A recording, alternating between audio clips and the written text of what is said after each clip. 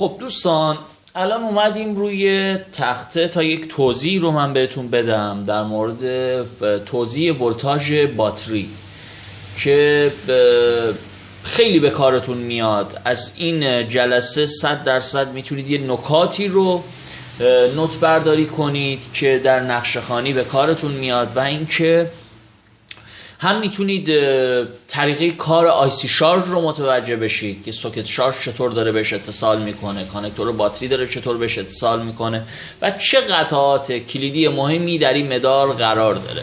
ما میایم رایج ترین توزیع باتری رو توضیح میدیم. یه روش دیگه هم هستش که اونم بعداً براتون توضیح میدم، ولی یه مدل که توزیع باتری ابتدا میاد داخل آیسی شارژ و از آیسی شارژ میره به قسمت‌های برد، خب قسمت‌های دیگه برد.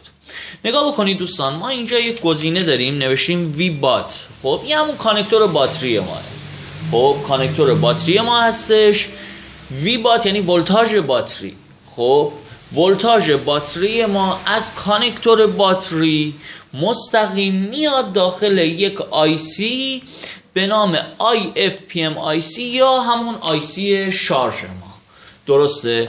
بعد از اینکه ورود کرد به داخل آیسی شارژ، خب داخل آیسی شارژ ما از این سمت آیسی شارژ میاد بیرون تحت عنوان ولتاژ سیستم یا V6 ولتاژ سیستم و میره به سراسر بورد. حالا این سراسر بورد چی هستش؟ آیسی تغذیه هستش، مدار لایت هستش، به قسمت های مختلف بورد تقسیم میشه، اون ولتاژ میره. خب این تا اینجای قضیه. پس گفتیم که از یک سمت میادش داخل، خب و از اون جایی که این آیسی شارژ هستش، آیسی شارژینگ هستش، پس داره کار مدیریت شارژ رو هم انجام میده دیگه.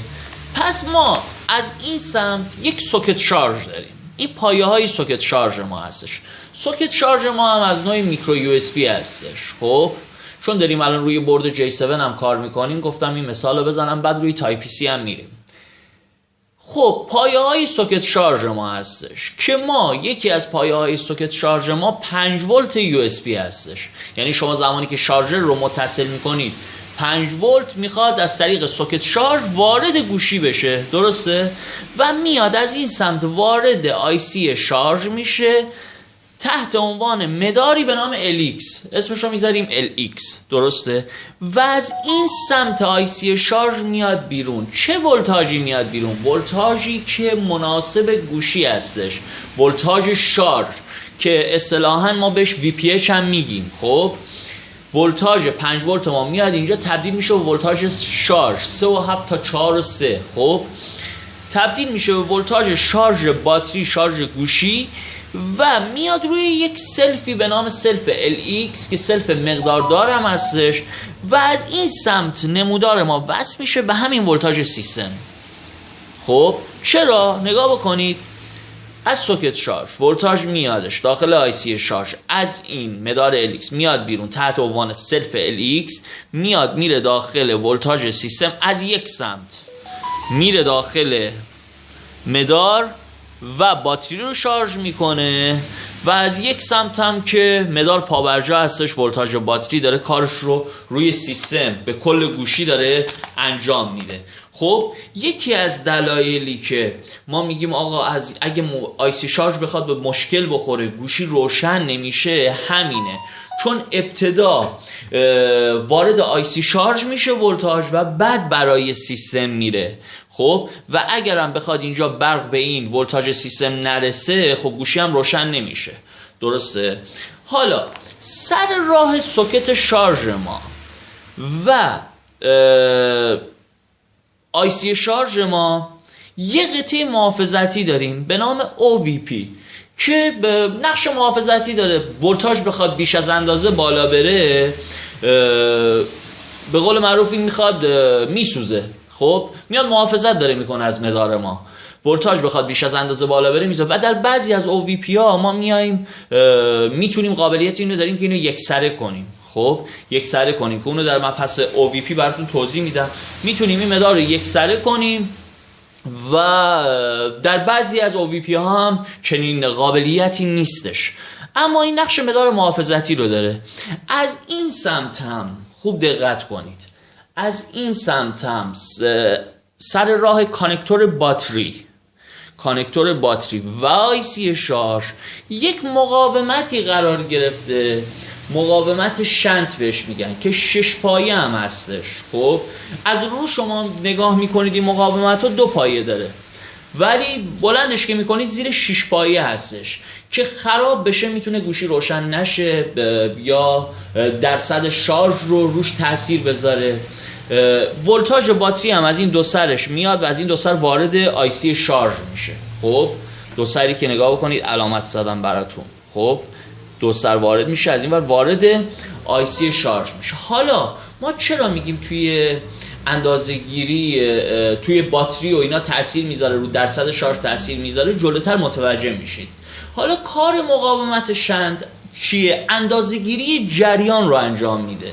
خب اندازه‌گیری جریانی رو که عبور میکنه رو محاسبه میکنه و به آیسی شارژ اطلاع میده. خب تا اونا بدونن که چقدر جریان داره وارد میشه، تصمیم گیری بکنن، بیان این مدار باتری رو کنترل بکنن. خب این تصمیم گیری رو تحت عنوان مداری به عنوان فوئل گیج، خب فوئل گیج که داخل آیسی شارژ هستش میاد و نگاه بکنید، اگه دقت بکنید 2 تا پایه وسط مقاومت شنت ما رفته تحت عنوان فوئل گیج که FG نوشتیم. خب که مثل یک سنسور عمل میکنه دوستان، میاد درصد باتری و ولتاژ جریان باتری رو همه چی رو میاد بررسی میکنه. خب بررسی میکنه. یه زمان ما پایه‌ای داشتیم به نام BSI، یه جوری مشابه همون، میاد اینو بررسی میکنه. بعد بررسی چه کار میکنه؟ این بررسی ها رو باید آیسی شارژ یا که داخلش فوئل گیج داخلش قرار داره دیگه، بیاد این رو به CPU اطلاع بده، چون CPU داره کار پردازش رو انجام میده. خب پس میتونیم اینجوری به محاسبه بکنیم که این فوئل گیج ما مسئول اندازه‌گیری وضعیت شارژ و سلامت باتری هستش و با ارسالش به آیسی شارژ تضمین شده ای رو به قول معروف برای ما ارائه میده و ایمن میکنه اون مدار شارژ رو. خب اندازه‌گیری شارژ باتری، محاسبه دما و ولتاژ باتری، کنترل شارژ سریع، دیگه نمیدونم پیش بینی زمان باقی مانده، نمایش اطلاعات باتری به کاربر، کنترل دمای باتری، همه کارهاییه که داره توسط این قسمت انجام میشه. خب اینا چیزاییه که مثال نگاه کنید در چند تا قطعه مهم ما داریم میگیم، اینا کاربردی هستن توی این مدار. حالا اگه بخواد این مقاومت شنت خراب بشه، نگاه بکنید چون از 2 پایه وسطش رفته برای فوئل گیج، درسته؟ پس اگه بخواد مقاومت شنت خراب بشه دوستان چه مشکلاتی پیش میاد؟ ما میبینیم که عدم شارژ صحیح باتری رو داریم، چون آیسی شارژ نمیتونه جریان صحیح باتری رو اندازه‌گیری بکنه، درسته؟ جریان صحیح باتری رو از داخل همین مقاومت شنت اندازه‌گیری بکنه دیگه، پس نمیتونه اندازه‌گیری بکنه. پس ما عدم شارژ صحیح باتری رو داریم، خطای میزان شارژ باتری رو داریم. خب درصد شارژ رو مثال اشتباه نشون میده، مثلا میزنه 70% ولی 30% داره. چرا؟ چون زمانی که این خراب باشه از 2 پایه وسط دیگه اتصال میشه یا حالا OL بشه، باز باشه مدارش، اطلاعات نمیرسه به داخل آیسی شارژ. خاموش شدن یهویی گوشی، چون فوئل گیج نمیفهمه چقدر باتری شارژ داره، ممکنه گوشی ناگهانی خاموش بشه. داغ شدن گوشی یا باتری خب یکی از علائم دیگه شه، چون که اگه آیسی شارژ نتونه جریان رو درست مدیریت کنه ممکنه جریان بیش از حد به باتری برسه و گوشی یا باتری داغ کنه. قطع کامل شارژ یعنی به شما یا دشارژ، مثال قطع کامل شارژ یا دشارژ در مواردی که آیسی شارژ برای حفاظت مسیر شارژ رو میاد قطع میکنه، چون جریان رو صفر میبینه. زمانی که این خراب باشه جریان رو صفر میبینه، پس در چنین صورتی میاد کلا شارژ رو قطع میکنه. خب گاهی وقتا من داشتم پیغام یا خطا یا عدم شناسایی باتری هم داشتم، مثلا گوشی ممکنه پیغام های چارجینگ ارور بزنه یا مشاهده نشدن باتری رو به ما بده، که اینها هم از علائم خرابی این مقاومت شنت هستش. که بهتون اینم بگم دوستان، مقاومت شنت رو معمولاً با آر نشون میدن، به این صورت نشون میدن، نگاه بکنید، شنت، و با آر اس هم نشون میدن. خب به این صورت مقاومت شنت رو نشون میدن که کنار کانکتور باتری، اطراف کانکتور باتری قرار داره و روی بورد بهتون نشون میدن. و یه نکته ای هم میخواستم بهتون بگم دوستان که این هم میتونه خیلی کمک حالتون بشه. یه سری اصطلاحات روی بورد هستش که هر کدومشون یه دلیلی داره. خب مثال همین وی پی اشی که میگیم ولتاژ فون، این رو سعی کنید شما یاد بگیرید. این چند تا رو نگاه بکنید، یکی وی باس، یکی وی پی اچ، خب یکی هم وی دی دی یا وی سی سی، اینم بهش میگن. خب حالا اینا چیه؟ وی باس همون ورودی 5 ولتی هستش که از سوکت شارژ میخواد وارد مدار بشه، ما بهش میگیم وی باس. خب ورودی 5 ولت ما که از شارژر داره وارد میشه، از سوکت شارژ داره وارد میشه رو بهش میگیم وی باس. این یک. دو، وی پی چیه؟ ولتاژ باتری و ولتاژ باتری یا ولتاژ بعد آی سی شارژ که نگاه بکنید ولتاژ 5 ولت ورود میکنه به الیکس، این ولتاژ میشه چی؟ وی باس. ولی بعد از این که از این الیکس از آی سی شارژ میاد بیرون که بره به کل گوشی، خب این ولتاژ رو ما بهش میگیم وی پی اچ. خب وی پی اچ. حالا یه ولتاژ هم داریم به نام وی دی دی و وی سی سی هم هستش که معمولا توی نقشه ها یکی استفاده میشه بیشتر وقتا. ولتاژ هایی که چون ولتاژ درینه دیگه، نگاه کنید یه ولتاژ های مثبتیه که کوچکتر ساخته شده. خب و بیشتر ما میگیم برای مدارات دیجیتالیه. میدونید چطوره؟ نگاه کنید مثال ولتاژ های مثبتیه که آی سی تغذیه مثال داره برای جاهای مختلف تولید میکنه، مثلا زده وی دی دی 1.8 مثال سی پی یو، مثال وی دی دی مثال 8 دام برای ولتاژ هایی که از ولتاژ وی پی اچ ما بسیار پایین تره.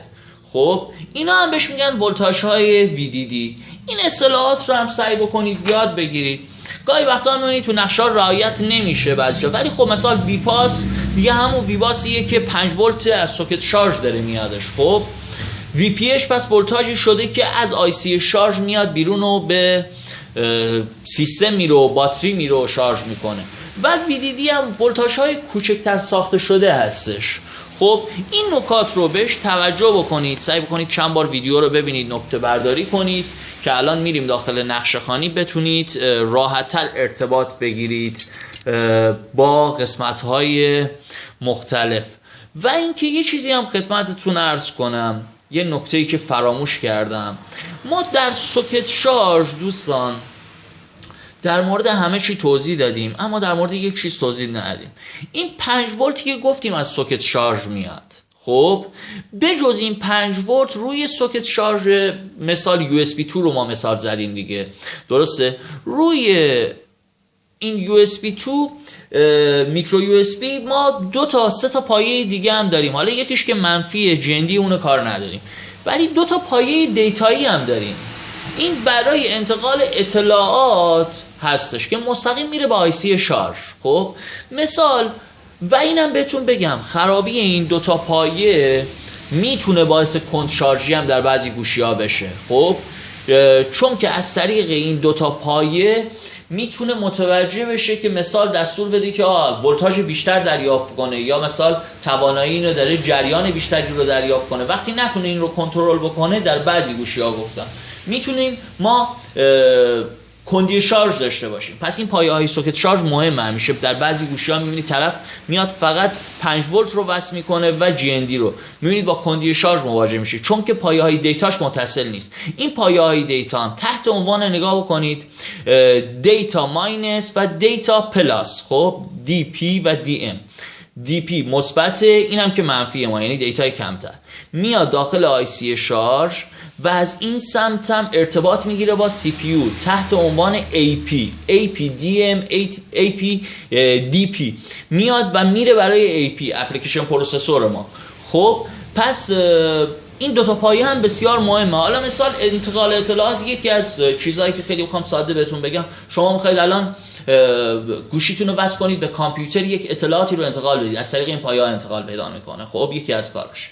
و یک پایه دیگه هم داریم به نام آیدی. این پایه چیکار میکنه؟ لوازم جانبی که شما به گوشی وصل میکنید و شناسایی میکنه. مثال OTG وصل میشه با IC شارژ اطلاع داده میشه که این پایه وقت خرابیش هم هیچ تو روند شارژش مشکلی ایجاد نمیکنه قطع شدن این مسیر. و معمولا هم سر راهشون یه دونه مقاومت 2 میذارن که این رو هم اینجا براتون گذاشتیم. خب امیدوارم این مطالب براتون مفید باشه. خیلی مطالب مهمی رو توی همین جلسه من براتون عنوان کردم که میتونه براتون در یک چیزایی رو دستتون بیاره که اینا براتون مفید باشه و ازش نکته برداری کنید. بریم سراغ جلسه بعد.